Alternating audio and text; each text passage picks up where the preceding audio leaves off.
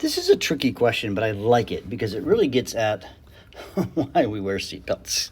So we got a dude who's traveling at 15 meters per second, and he crashes his car. Now, one thing when I first did this problem, these two numbers really matter. So if you have a crumple zone and the airbag, etc., you will decelerate over 1 meter. If you don't, you're going to decelerate over 5 millimeters. Bad, bad, bad. So the person is moving at 15 meters per second. They has a mass of 60 kilograms. Again, we're having a motion, so it's like kinematics.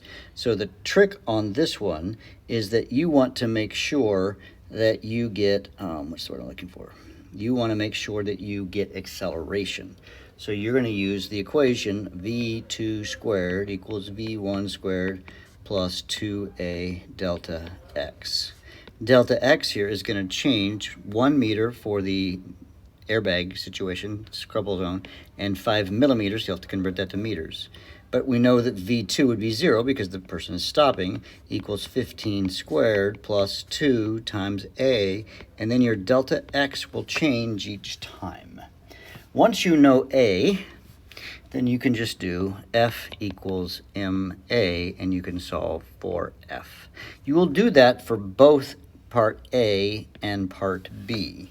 And then you will get the force that the collision will happen.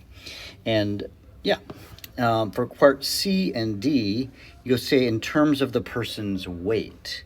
So since we know the person has a mass of 60, his weight is mg, so it'll be 60 times 9.8, which I'll tell you that's 588 newtons. So what you'll do is you'll take the answer to part A, divide by 588 to see how much of a force you're giving compared to the force of gravity. And then for part B, you'll do the same thing. As a note, the answer to, or this is part C and D, I should say. When you're doing part B, the answer is going to be really scarily large. So don't panic. You're going to get a big number, and you'll probably have to type it in using scientific notation because it's so big. Or, we like to type it in like, 1.1 E7 or something like that for, you might have a number like 035, like that number on your calculator. If that's the number, then, but you would just say 1.1. And we would typically say 10, 1, 2, 3, 4, 5, 6, 7 to the 7th, or it's easier to type in something. We sometimes will say 1.1 E7. This is not the answer, by the way. That's just how you would type it into the formative.